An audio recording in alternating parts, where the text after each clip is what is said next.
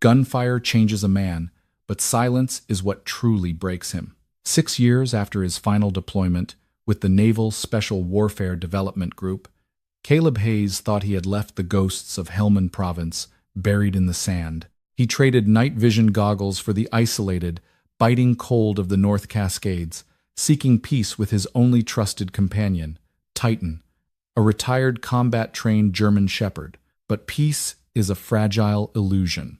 On a freezing Tuesday morning, Titan didn't just bark at a stray deer in the timberline. He dropped low, his ears pinned back, and fell into a silent, tactical stalk. The war wasn't over. It had simply followed them home. Caleb Hayes lived exactly 34 miles from the nearest paved road, tucked into a forgotten valley of the Washington Cascades. His property line blurred into hundreds of thousands of acres of untamed national forest. For a man trying to forget the sound of rotor blades and the metallic scent of blood, it was paradise. Every morning followed a rigid, unyielding routine, a remnant of a life built entirely on discipline. By 0430, Caleb was awake. By 0500, he was splitting firewood, the rhythmic thud of the axe helping to drown out the ringing in his ears. Medical records at the VA hospital in Seattle, overseen by Dr. Eris Stanton, called it severe tinnitus coupled with complex post-traumatic stress. Caleb just called it the static. But Caleb wasn't entirely alone in his exile.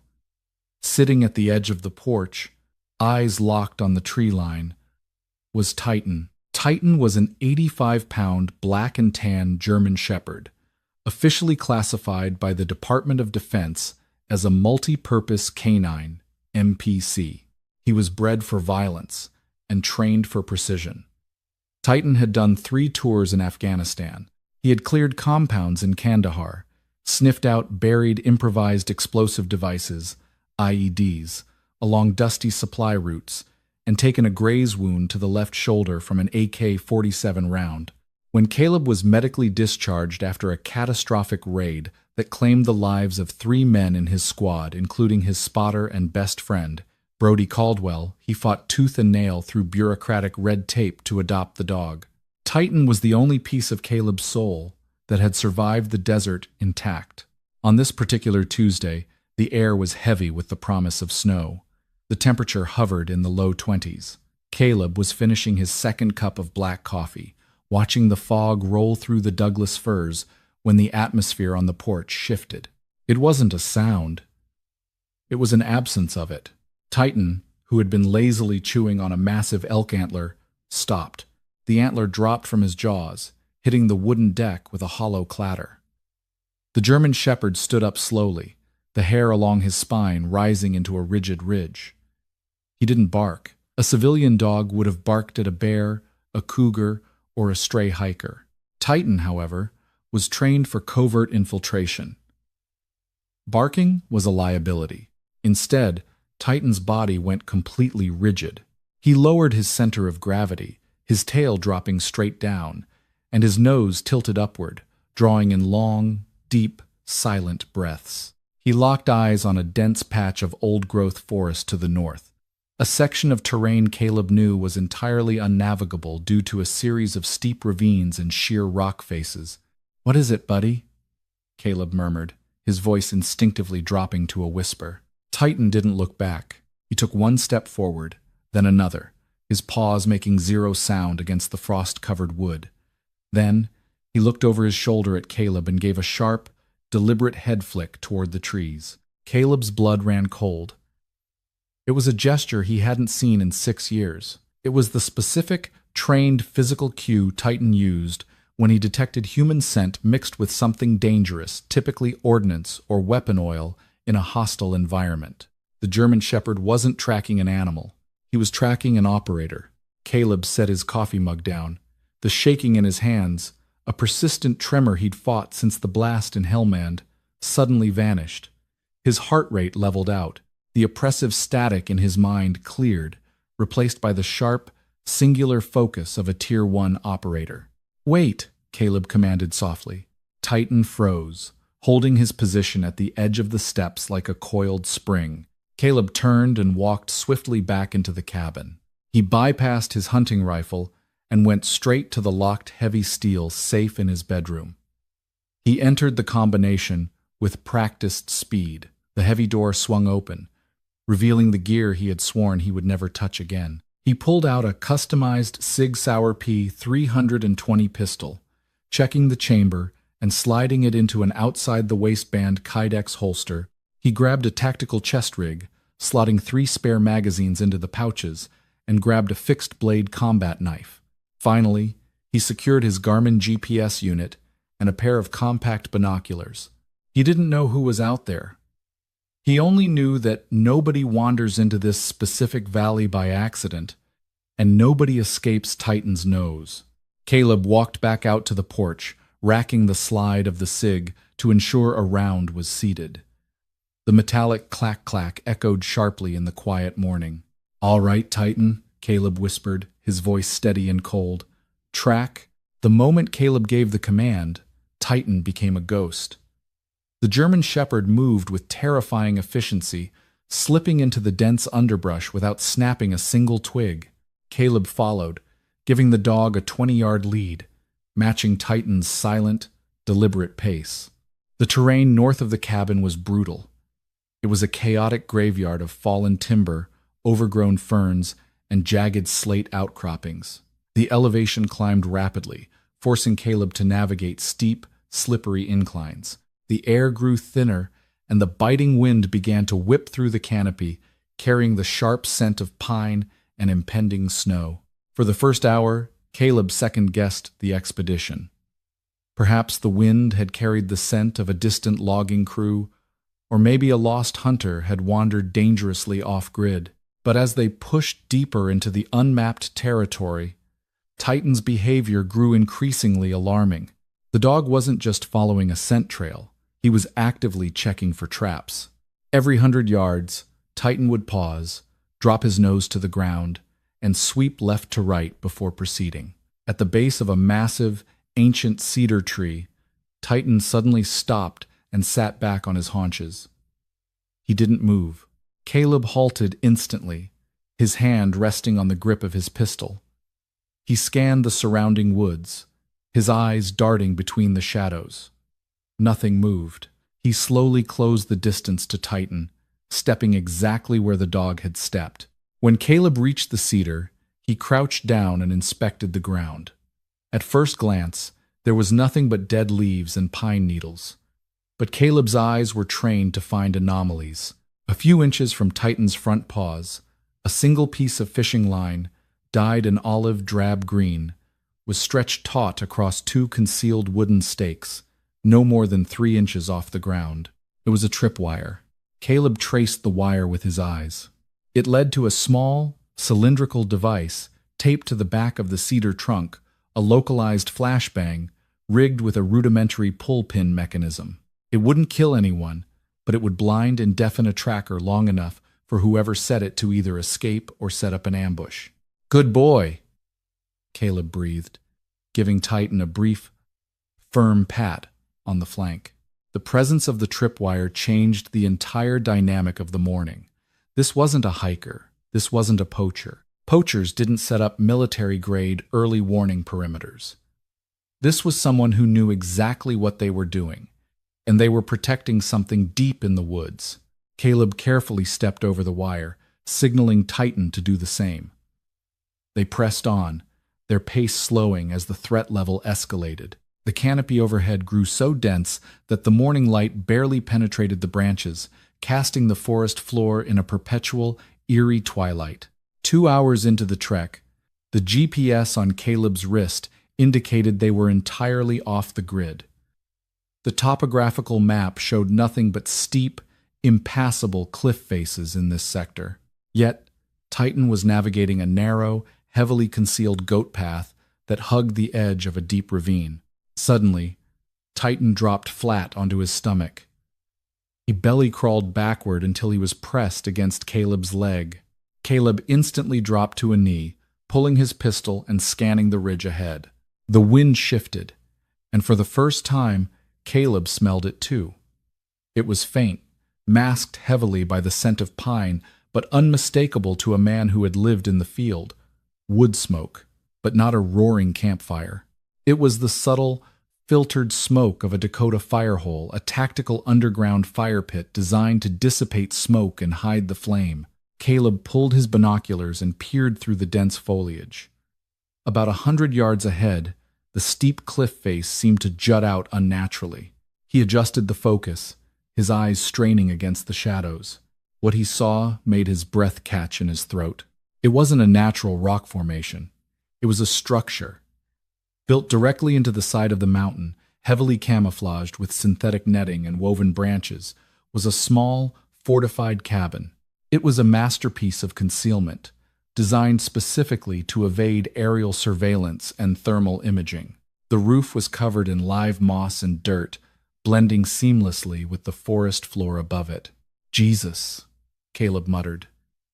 He had been living 30 miles away for 6 years and had never known this existed. He tapped Titan's shoulder twice, the signal to hold and guard.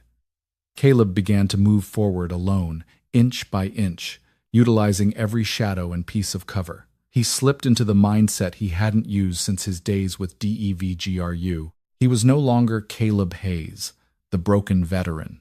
He was a weapon, moving silently through the battle space. The final 50 yards took Caleb almost 20 minutes to traverse. Every footstep was calculated. He avoided dry leaves, stepped exclusively on exposed rock or damp earth, and kept his silhouette broken by the massive tree trunks. As he closed in on the structure, the level of sophistication became apparent. There were no windows on the side facing the valley. The walls appeared to be made of heavy timber reinforced with what looked like steel plating.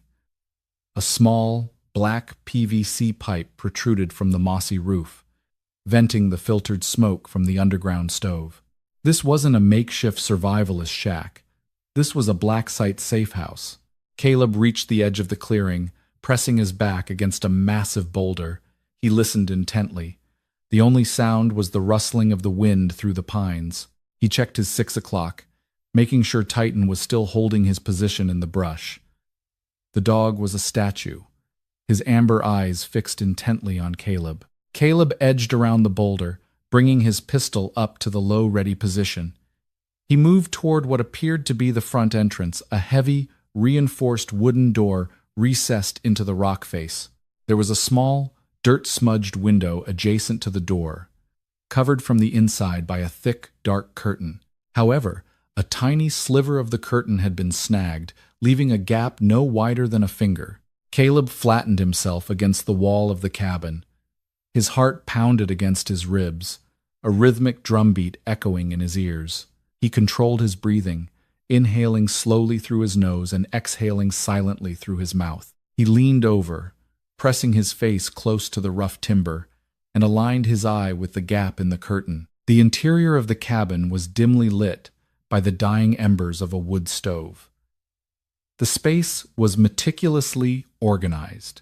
Weapons were racked cleanly against the far wall, an MK-18 carbine, a customized Remington 700 sniper rifle, and rows of ammunition cans. A bank of high-tech communication gear sat on a sturdy wooden table, the tiny LED lights blinking rhythmically in the gloom. But it wasn't the weapons or the tech that made Caleb's blood freeze in his veins. Pinned to a corkboard directly above the radio equipment was a web of photographs, maps, and documents. Red string connected various points of interest. Caleb's eyes darted across the board, trying to process the information. There were satellite images of a convoy route in Afghanistan. There were surveillance photos of government buildings in Washington, D.C., and right in the center of the board, illuminated perfectly by a small desk lamp, was a high-resolution photograph. It was a picture of Caleb. It wasn't an old military portrait. It was recent. It showed Caleb chopping wood on his front porch, taken from a concealed vantage point no more than a few hundred yards from his own property. Beside his picture was a photo of Titan. Caleb's mind spun. He wasn't tracking an unknown threat. He was the target. Suddenly, a loud, sharp, metallic click echoed from the forest behind him. It was the distinct sound of a rifle safety being disengaged. Drop the SIG. Hayes. A voice echoed from the tree line. The voice was raspy, cold, and entirely familiar. It hit Caleb harder than any bullet ever could. It was a voice he had mourned, a voice he had heard scream over the radio as a building collapsed in Helmand Province 6 years ago. Caleb didn't drop his gun. He slowly turned his head, looking over his shoulder toward the dense brush. Stepping out from behind a camouflage net, a suppressed rifle leveled perfectly at Caleb's chest, stood a man who was supposed to be dead. "Brody?" Caleb whispered, the word tearing at his throat. Brody Caldwell, his former spotter, his best friend, stood before him. He looked older, his face scarred and hardened, his eyes devoid of the warmth Caleb remembered. Brody didn't lower the rifle. "I told you to drop the gun, Caleb," Brody said, his voice flat and devoid of emotion. "Don't make me put you down in the dirt next to your dog." Before Caleb could process the betrayal, a low, terrifying growl erupted from the brush behind Brody. Titan had abandoned his hold position. The dog was crouched 10 feet behind Brody, teeth bared, ready to tear the ghost apart. Silence descended on the clearing, heavier and more suffocating than the impending snowstorm. Caleb Hayes stared at the man behind the suppressed MK-18 carbine. Brody Caldwell's face was a topographical map of trauma. A jagged burn scar carved its way from his jawline down to his collar, vanishing beneath the collar of his tactical fleece. His eyes, once bright and full of a dark, reckless humor that kept their squad sane during 30-hour Overwatch missions, were now cold and hollow. Behind Brody, Titan's growl deepened into a chest-rattling rumble. The German shepherd's muscles bunched, his hind legs coiling for the kinetic launch that would tear Brody's throat out. Titan didn't recognize faces the way humans did. He recognized pheromones, cortisol spikes, and the metallic geometry of a leveled weapon. To the dog, Brody was not a ghost. He was an immediate, lethal threat. "Stand him down, Caleb," Brody rasped, his finger resting perfectly flat along the receiver of his rifle, demonstrating strict trigger discipline despite the standoff. "If he jumps me, I will shoot him. And then you will shoot me. And none of us will walk off this mountain." Caleb's mind was a violently spinning centrifuge. Grief, rage, and deeply ingrained tactical protocols crashed into one another. He had carried Brody's folded flag. He had handed it to Brody's weeping mother in a sprawling cemetery in Arlington. He had spent 6 years drowning in the static of survivors' guilt because of this man's death. "Fass," Caleb commanded. The German word cut through the freezing air like a whip. Instantly, Titan's jaw snapped shut. The growl ceased. The dog didn't retreat, but he dropped his center of gravity, shifting from an offensive launch posture to a strictly defensive guard stance, waiting for the release command. Caleb slowly raised his left hand, keeping his right hovering near his holstered Sig Sauer. "You died in Helmand. Objective Copperhead. I watched the compound collapse. I dug through the rubble until my fingers bled, Brody. I saw the casualty report." "You saw what the agency wanted you to see," Brody replied, finally lowering the muzzle of his rifle toward the mossy earth. "Get inside. The thermal netting on this roof won't hide our heat signatures if we stand out here arguing. They have drones doing grid sweeps." "Who has drones?"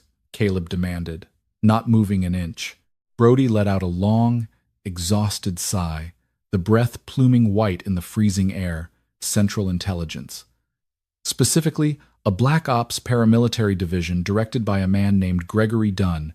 Get inside, Caleb, before I freeze to death trying to save your life." Caleb hesitated for a fraction of a second before nodding.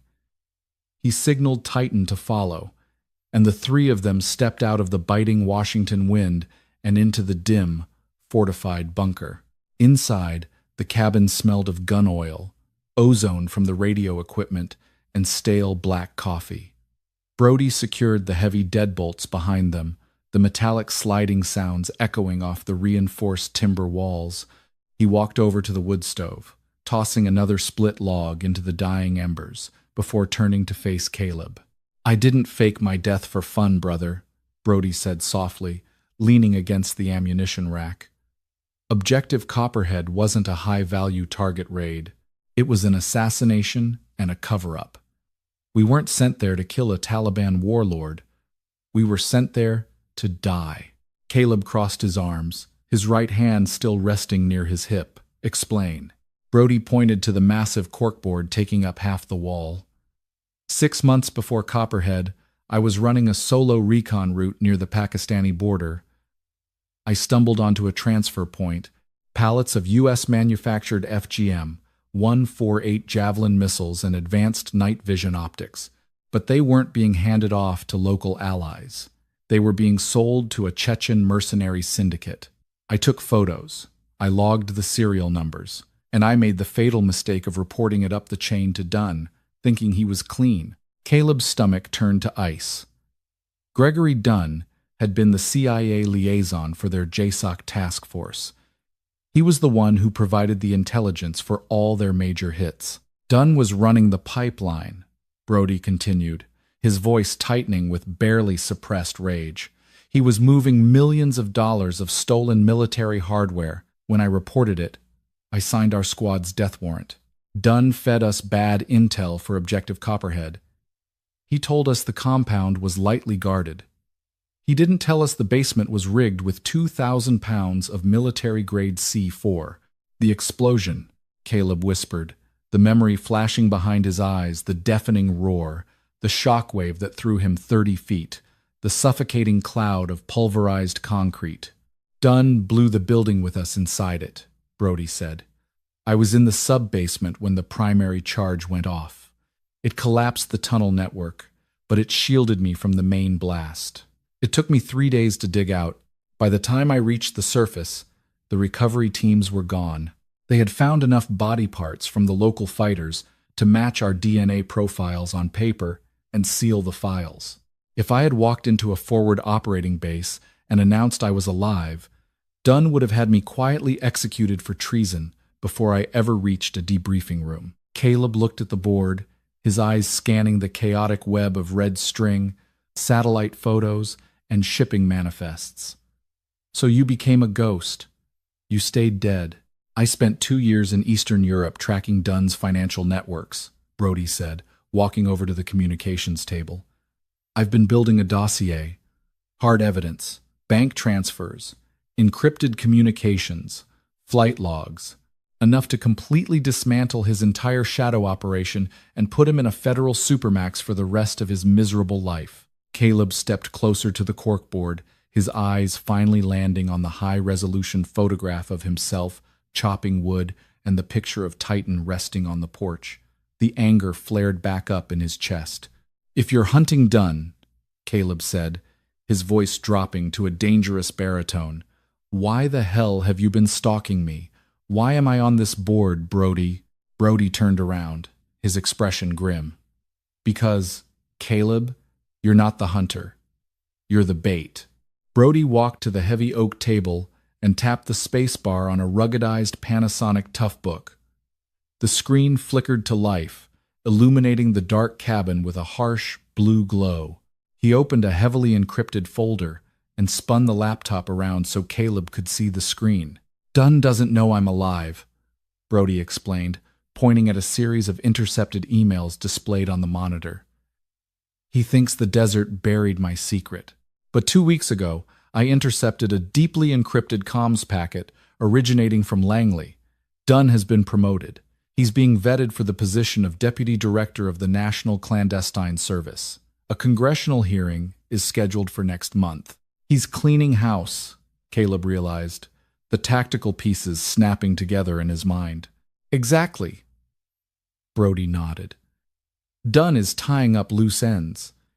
Anyone remotely connected to the squad from Objective Copperhead is a potential liability. Even you, the medically discharged sniper living off the grid with severe PTSD. He can't risk you suddenly remembering a detail, a name, or a discrepancy from 6 years ago. He can't risk you talking to an investigative journalist or an inspector general. Caleb stared at his own face on the corkboard. You haven't been stalking me. You've been guarding my perimeter. For 3 months, Brody confirmed. I built this safe house specifically because it overlooks the only two viable access roads to your valley. The tripwire you found today? I set that last night. I set it to catch the hit squad. Titan, who had been sitting quietly by Caleb's leg, suddenly stood up. His ears swiveled sharply toward the reinforced wooden door. A low, vibrating whine escaped the back of the dog's throat. Simultaneously, the radio console on Brody's desk lit up. A small red LED began flashing frantically, accompanied by a rapid, muted beep-beep. Brody's face went entirely pale. He practically dove across the table, typing furiously on the laptop keyboard to bring up the localized perimeter sensor feeds. "Seismic sensors," Brody muttered, his eyes darting across the scrolling data. "Half a mile down the ridge. Heavy foot traffic. Too heavy for elk or bear. How many?" Caleb asked, seamlessly transitioning from a state of shock back into the cold, calculating mindset of a Tier 1 operator. He unholstered his Sig Sauer, checking the chamber for the third time that morning. 4 distinct heat signatures, Brody read from the thermal feed, moving in a standard diamond formation. They aren't trying to be stealthy anymore. They know exactly where my cabin is. Caleb frowned. "How? You said this place was invisible to drones."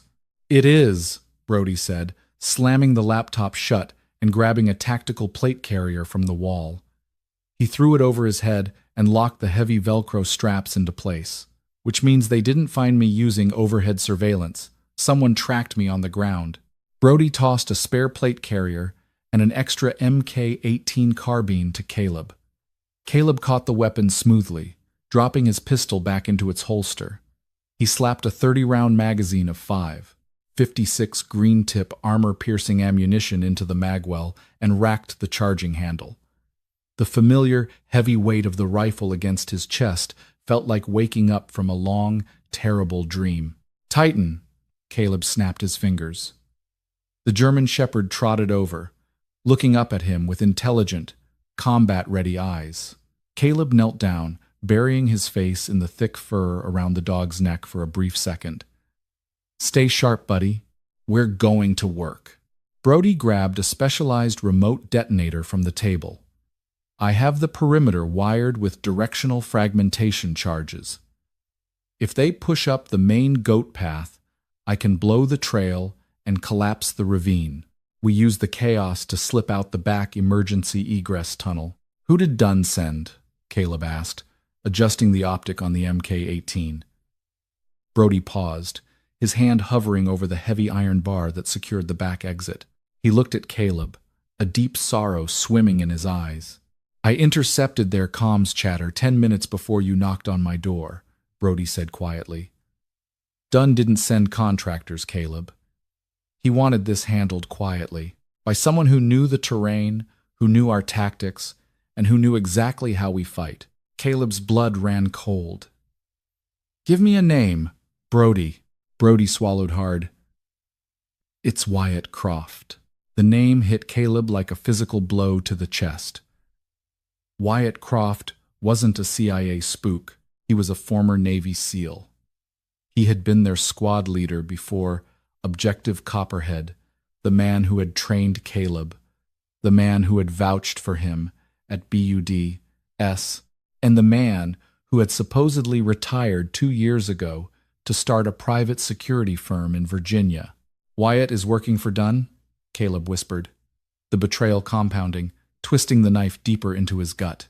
"Wyatt is Dunn's chief fixer," Brody confirmed. "He sold us out 6 years ago, Caleb. Wyatt fed our grid coordinates to Dunn before the explosion. And now he's here to finish the job." Outside, the wind howled through the Douglas firs, carrying with it the unmistakable sound of snapping branches and crunching snow. The hit squad had breached the final perimeter. "We have 2 minutes before they stack up on that door," Brody said, clicking the safety off his rifle. "We don't have the high ground, we are outgunned, and we are trapped in a box." Caleb looked down at Titan, then back up at the ghost of his best friend. The static in his head, the phantom ringing that had plagued him for years, was entirely gone, replaced by a crystalline, terrifying clarity. "Then we don't wait for them to knock," Caleb said, stepping toward the heavy wooden door. "We breach our own safe house. We take the fight to the trees."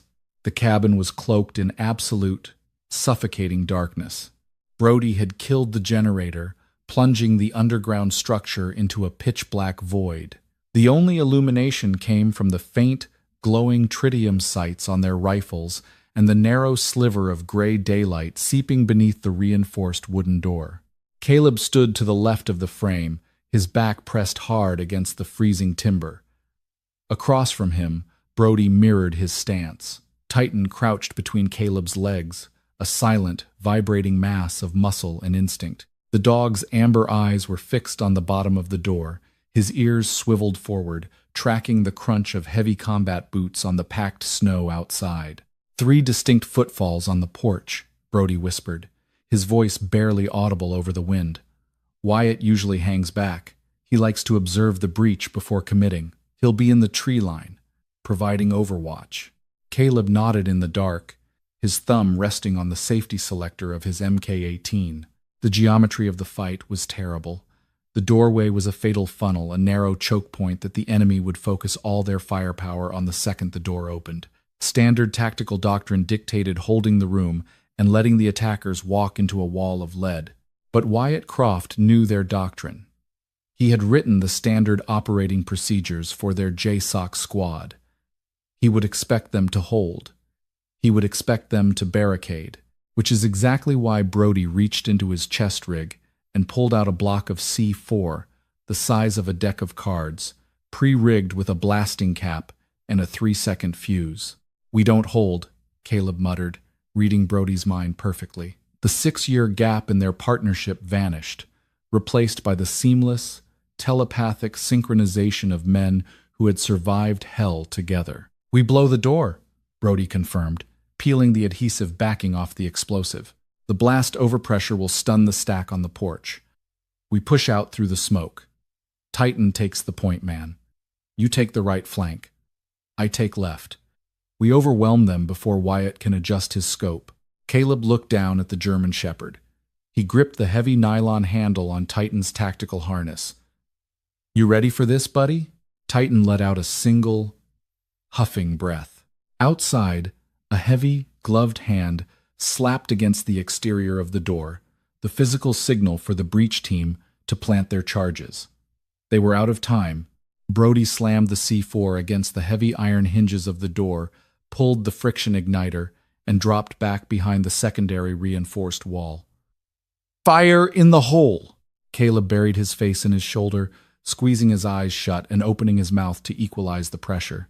The explosion was deafening. It wasn't the fiery, cinematic fireball of a Hollywood movie. It was a violent, concussive shockwave of kinetic energy that tore the heavy timber door off its hinges and hurled it outward into the snow. The cabin filled instantly with choking gray dust, pulverized wood, and the sharp, acidic smell of cordite. Before the debris even hit the ground, Caleb squeezed the handle of Titan's harness. Fass! The German Shepherd launched himself through the blinding smoke like a black and tan missile. Caleb pivoted around the doorframe a microsecond later, his rifle raised. The scene on the porch was pure chaos. The explosive backblast had caught the 3 mercenaries entirely off guard. One man was flat on his back, his hands clutching his bleeding ears.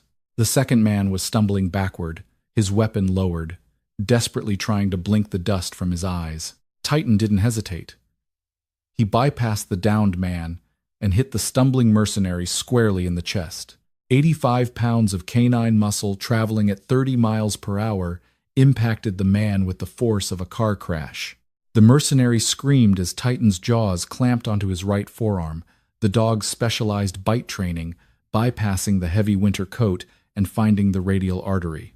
Titan violently shook his head, utilizing his body weight to drag the much larger man down into the snow, rendering his weapon entirely useless. Caleb stepped over the threshold, his boots crunching on the splintered remains of the door. The man on his back reached frantically for a sidearm strapped to his thigh. Caleb didn't blink. He raised the MK-18, aligned the red dot of his optic with the center of the man's chest, and squeezed the trigger twice. The suppressed rifle coughed thwip-thwip, and the mercenary went entirely limp, his hand falling away from the holster. "Left side clear," Brody shouted, stepping out onto the porch, his rifle sweeping the western ridge. He had already neutralized the third man, who had been thrown off the porch by the blast. The immediate threat was down. But the perimeter was far from secure. Crack! The supersonic snap of a high-caliber sniper round tore through the freezing air, burying itself into the timber wall mere inches from Caleb's head. Showered in wood splinters, Caleb threw himself off the porch, diving into the deep snow behind a massive cord of stacked firewood. Brody hit the dirt simultaneously, rolling behind the cover of a granite boulder. "High ground! 2 o'clock!" Brody yelled over the ringing in Caleb's ears. Caleb peered through a gap in the firewood. 70 yards away, elevated on a jagged slate outcropping, a faint wisp of vapor hung in the air, the suppressed muzzle flash of a heavy rifle. Wyatt Croft was exactly where Brody said he would be. "He's got us pinned!" Caleb shouted back, checking Titan. The dog had released the neutralized mercenary and was belly-crawling through the snow toward Caleb's position, instinctively recognizing the incoming sniper fire. Caleb grabbed Titan's harness and pulled him tight against the firewood. "Caleb!" A voice boomed from the ridge. The voice was amplified by a tactical megaphone, echoing off the canyon walls. It was smooth, confident, and dripping with a sickening familiarity. "You always were too sentimental. You should have stayed on your mountain, drinking yourself to death. Dunn offered you a pension and a quiet life." Caleb felt a surge of cold, calculating fury. He checked his magazine, his hands completely steady. "Covering fire, Brody! I'm going to flank right through the ravine." "Negative," Brody yelled back. "He's got a thermal scope. You step out of that cover, he'll put a 338 Lapua round through your chest before you make it 10 yards. He wants us talking," Caleb realized, his mind racing. Wyatt was stalling. Why was he stalling? "Brody!" Wyatt's voice echoed again, laced with dark amusement. "Tell your boy the truth. Tell Caleb why you really built this cabin. Tell him about the drive." Brody's face tightened. He looked away from Caleb, his jaw clenching so hard it looked like it might shatter. "What drive, Brody?" Caleb demanded, his eyes darting between his friend and the snowy ridge. Brody exhaled a shaky breath. "When I tracked Dunn's network, I didn't just find paper trails. 3 days ago, I raided a courier safe house in Seattle. I stole a localized hard drive. It contains the NOC list, the non-official cover identities of every Black Ops asset Dunn has illegally embedded in foreign governments over the last 10 years. It's his entire empire." Caleb's eyes widened. "And you brought it here?" "It's the only leverage we have," Brody said fiercely. "If I go to the press with a story, Dunn denies it. If I hand the FBI the NOC list, Dunn's entire shadow network collapses overnight. Wyatt isn't here just to kill us. He's here to retrieve that drive." Crack! Another round smashed into the firewood, blowing a massive chunk of oak into Caleb's shoulder. The impact stung, but the plate carrier caught the brunt of the shrapnel. "He's narrowing his angle," Caleb said, suppressing a grimace. "We can't sit here. If he wants the drive, we use it." Caleb reached into his pocket and pulled out a small, metallic flare canister. He looked at Titan. The dog was staring intensely at the ridge, his body coiled. "Titan," Caleb whispered, leaning close to the dog's ear. "Blind him." Caleb pulled the pin on the smoke canister and hurled it as far as he could to his left, away from his intended path. The canister landed in the snow, immediately spewing a thick, unnatural cloud of white phosphorus smoke. Thermal optics struggled to penetrate white phosphorus. The burning chemicals created a massive heat bloom that blinded infrared sensors. "Go!" Caleb roared. Titan broke from cover like a dark blur, sprinting not toward Wyatt, but in a wide, erratic zigzag pattern through the dense trees. Up on the ridge, Wyatt's scope tracked the sudden burst of heat. He fired blindly into the smoke crack, but the rounds hit nothing but snow and dirt. Distracted by the smoke and the movement of the dog, Wyatt shifted his rifle down the slope. It was the 2-second window Caleb needed. He didn't run. He moved with a terrifying, fluid grace, pieing the corner of the firewood and bringing the MK-18 to his shoulder. He ignored the trembling in his tired muscles, ignored the biting cold, and let the muscle memory of 10,000 hours on the firing range take over. He found Wyatt's silhouette perfectly framed against the slate rock. He didn't aim for the head too small a target at 70 yards with adrenaline pumping. He aimed for center mass, placing the red dot squarely on the chest plate of Wyatt's tactical gear. Caleb squeezed the trigger 3 times in rapid succession. The suppressed impacts were barely audible, but Caleb saw the kinetic transfer. Wyatt jerked violently backward as the armor-piercing rounds slammed into his ceramic plates. The sniper rifle tumbled from his hands, clattering down the rocky face of the ridge. Wyatt collapsed, sliding down the snow-covered embankment and coming to a heavy stop at the base of an ancient cedar tree. "Moving!" Brody shouted, breaking from his cover and sprinting up the hill, his weapon trained on Wyatt's downed form. Caleb followed, calling Titan back to his side with a sharp whistle. When they reached the cedar, Wyatt was alive, but barely. His chest plate was shattered, and dark blood was pooling in the white snow beneath his ribs. The rounds had penetrated the armor, though perhaps not fatally. But the blunt force trauma had clearly broken multiple ribs and collapsed a lung. Wyatt looked up at them, coughing violently, a thin stream of blood running down his chin. Despite the mortal wounds, a vicious, blood-stained smile stretched across his face. "You always were." Caleb stood over his former commander, his rifle aimed squarely at Wyatt's head. There was no pity in Caleb's eyes, only a profound, freezing emptiness. "Where is Dunn, Wyatt? The congressional hearing is a front. Where is he operating from?" Wyatt let out a wet, rattling laugh. "You think you won? You think shooting me changes anything?" He looked past Caleb, toward the hidden cabin below. "Dunn isn't just a man anymore. He's the system. He's Apex Logistics in Alexandria. He's the secure servers in Geneva.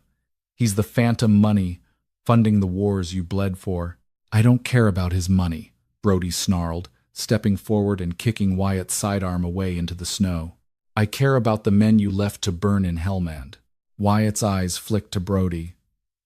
"You should have stayed dead, Caldwell. Dunn knew you had the drive. He knew you'd bring it to your old buddy." Wyatt slowly, painfully raised his left hand. Clutched in his bloody glove was a small, heavy black detonator. A single green LED glowed ominously at the top.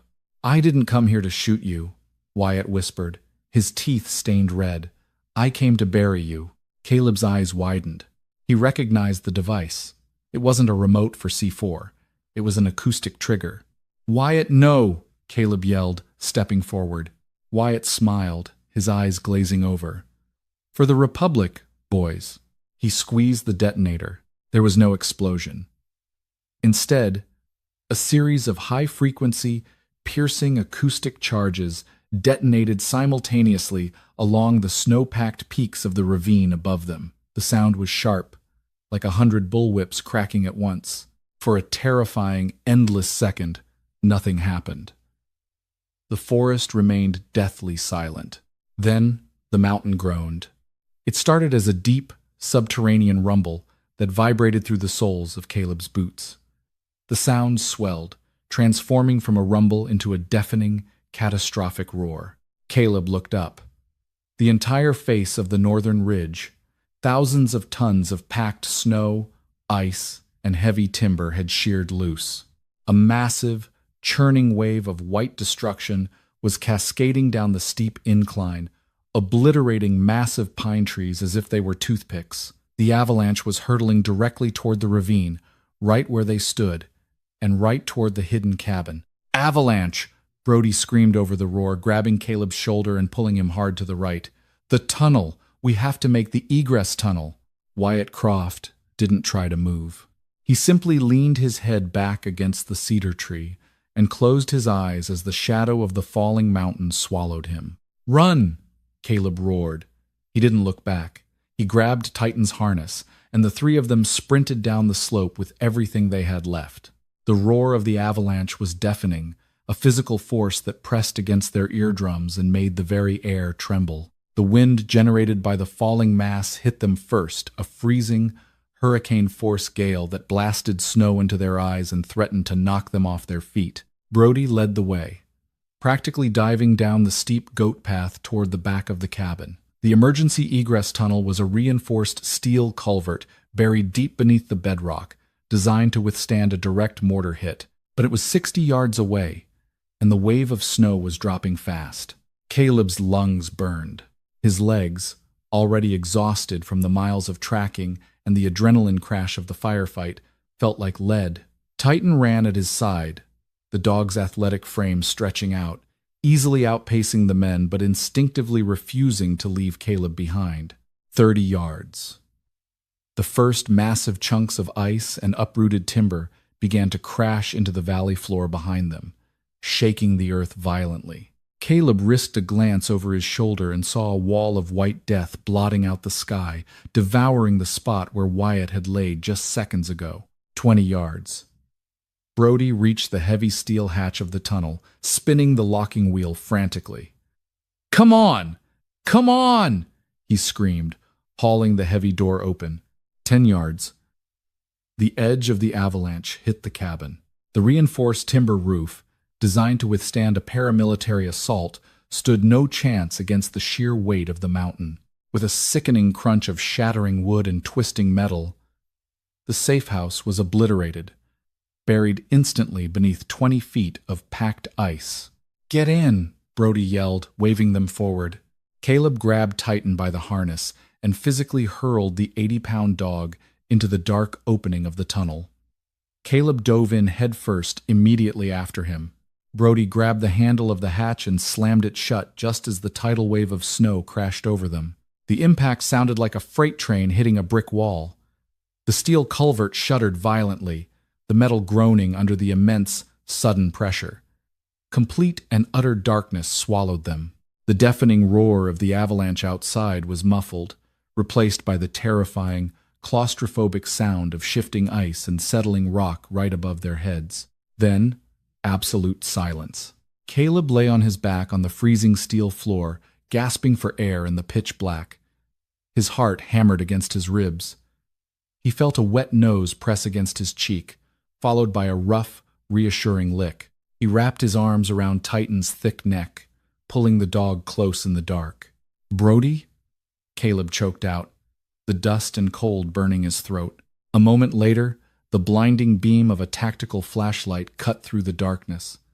Brody sat up, covered in dirt, his chest heaving. He shone the light down the long, narrow expanse of the tunnel, then pointed it back at Caleb. Brody reached into his tactical vest, his hand trembling slightly. He pulled out a heavy, waterproof Pelican case no larger than a wallet. He popped the latches and flipped it open. Inside, resting securely in precision-cut foam, was the encrypted USB drive. Brody looked at Caleb, the light reflecting off the exhausted, hardened lines of his face. "Wyatt was right about one thing," Brody rasped, closing the case with a sharp, decisive click. "Dunn isn't a man anymore. He's an empire." Caleb slowly sat up. He checked his MK-18, brushing the snow and dirt off the receiver, and racked the charging handle in the dark tunnel. The metallic sound was loud and final. The ghosts of Helmand Province were no longer buried. They were sitting right next to him. "Then I guess," Caleb said, his voice dropping to a low, lethal calm, "we're going to have to burn an empire to the ground." The corrugated steel culvert was 36 inches in diameter, just wide enough for a man in full tactical gear to crawl on his hands and knees. The air inside was dead. freezing, and tasted heavily of rust and pulverized rock. Above them, the mountain continued to settle, groaning with a terrifying, immense weight that threatened to crush the steel pipe flat. Titan led the way. The German shepherd's natural night vision and unbothered comfort in tight, dark spaces made him the perfect point man. Caleb followed the rhythmic click of the dog's claws against the steel, keeping one hand resting lightly on Titan's flank. Brody brought up the rear, the beam of his tactical flashlight cutting weakly through the cloud of dust they kicked up with every agonizing yard. 2 miles. Brody's voice echoed hollowly from behind, broken by a wet, ragged cough. The tunnel dumps out into an old logging drainage ditch near the southern highway. Caleb didn't answer. He just kept crawling. Every muscle in his body screamed in protest, but the survival instinct forged in the fires of SEAL training pushed the exhaustion down. They crawled in silence for what felt like hours. The sheer sensory deprivation of the pitch-black pipe began to play tricks on Caleb's mind. The static in his ears threatened to return, whispering with the voices of the men they had lost 6 years ago. But every time the darkness started to close in, Titan would pause, turn his head, and press his cold nose against Caleb's wrist, grounding him instantly back to reality. When the faint, gray half-light of the exit finally appeared, it looked like a mirage. Titan let out a low, eager whine and accelerated his pace. Caleb scrambled after him, pushing hard until he reached the heavy iron grate that concealed the tunnel's end. He kicked the latch free, and the grate swung open, dumping them out into a steep, snow-filled ditch adjacent to a desolate, 2-lane blacktop road. Caleb dragged himself out into the biting wind, taking a massive, desperate gulp of the freezing alpine air. He rolled onto his back, looking up at the bruised purple sky of the late afternoon. They had survived. "Brody, we're out," Caleb rasped, sitting up and reaching a hand back into the tunnel. Brody didn't take it. The beam of the flashlight flickered and died as Brody collapsed halfway out of the pipe.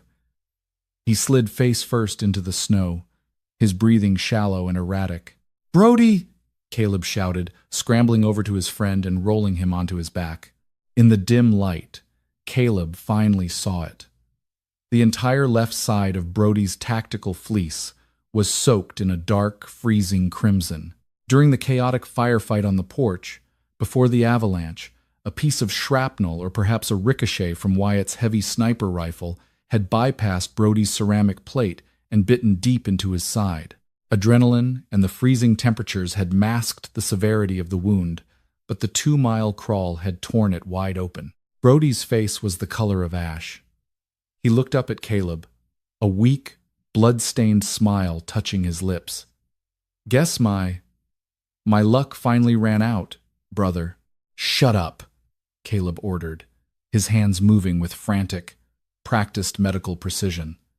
He ripped open his individual first aid kit, pulling out a heavy trauma dressing and a packet of hemostatic gauze. He pressed the dressing hard into the wound, leaning his body weight onto Brody's chest to stem the arterial flow.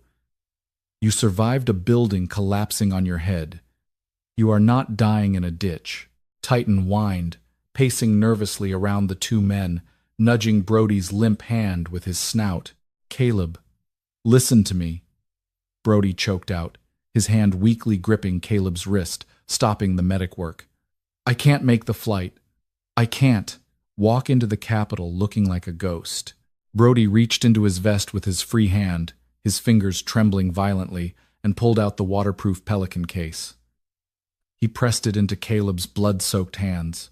"Take the drive," Brody whispered, his eyes locking onto Caleb's with a fierce, burning intensity. "Dunn's hearing. It's in 3 days. The Dirksen Senate office building. You can't go to the FBI. He owns the task force. You have to go to William Teague." "Teague?" Caleb asked, his mind flashing back to a face from a decade ago. William Teague had been a by-the-book DOJ prosecutor who embedded with JSOC to ensure legal compliance on high-value targets. He was famously incorruptible, a man who viewed the law as an absolute religion. "Teague is the Inspector General for the intelligence community now," Brody coughed, a thin line of blood spilling from the corner of his mouth. He's the only one, with the clearance and the authority to halt the confirmation and open the drive. Give him the NOC list. He'll bury Dunn. Caleb shoved the Pelican case deep into his internal jacket pocket, zipping it securely. He looked down at his dying friend, the man who had sacrificed his own life and identity to protect him. I'm not leaving you here, Brody. Brody closed his eyes. There's a burner phone in my left pocket. Speed, dial 1. It's a private medevac contractor out of Seattle. I paid them a retainer, just in case. Call them, then take my truck. It's stashed half a mile east down this road. Brody forced his eyes open one last time. Finish the mission, Caleb. For the boys we left in the sand. Caleb keyed the burner phone, called the coordinates in, and stayed with Brody until the distant, rhythmic thumping of a helicopter rotor echoed over the mountains. As the unmarked medical chopper descended, blowing snow violently into the air, Caleb hauled Brody into the arms of the flight medics. He didn't look back as the chopper lifted off. He whistled for Titan, turned his collar up against the wind, and began the long walk east. He was a ghost no longer. He was a weapon, pointed squarely at Washington, D.C. 72 hours later, the biting cold of the Cascade Mountains had been replaced by the damp, oppressive chill of an overcast morning in Washington, D.C. Caleb Hayes sat on a wrought iron bench in the shadow of the Capitol building, blending perfectly into the morning rush hour. He wore a tailored, charcoal gray wool peacoat that concealed the holster on his hip.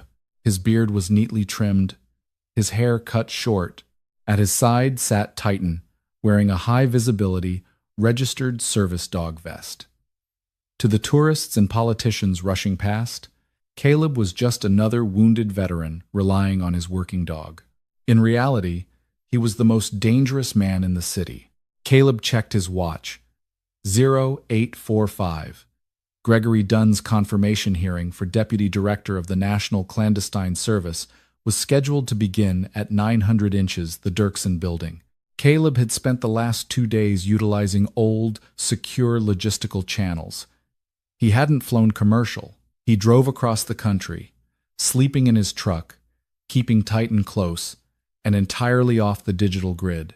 He had mapped William Teague's morning routine using open-source intelligence and a little old-fashioned surveillance. Teague walked through this specific park every morning precisely at 0850. Steady, buddy, Caleb murmured to Titan as a pair of Capitol police officers walked past. Titan didn't flinch, his training absolute. At 0848, Caleb saw him. William Teague had aged over the last 6 years. His hair was completely silver, and he walked with the exhausted posture of a man fighting an endless bureaucratic war. He carried a leather briefcase and was flanked by a single, bored-looking security detail. Caleb stood up. He didn't rush. He stepped directly into Teague's path, stopping 10 feet away. Teague's security detail instantly stiffened, his hand hovering over his suit jacket. "Sir, step aside." Caleb ignored the guard. He looked directly into the Inspector General's eyes. "Objective Copperhead, Mr. Teague. Does that ring a bell?" Teague froze. The color drained completely from his face. Objective Copperhead was the most heavily classified, redacted disaster in modern JSOC history.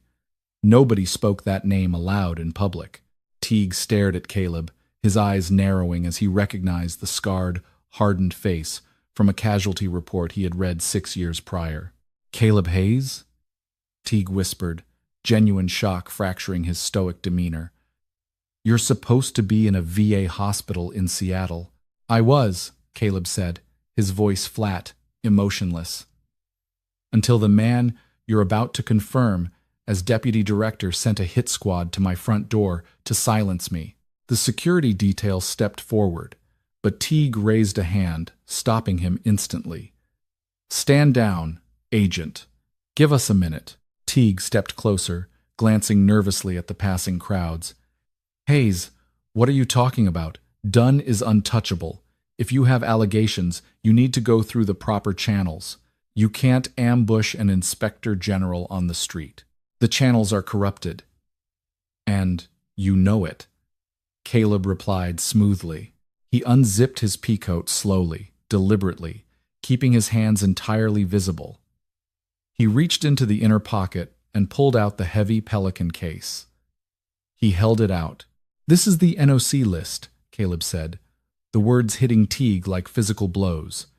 "Non-official cover identities, financial ledgers, offshore bank accounts in Geneva and Alexandria.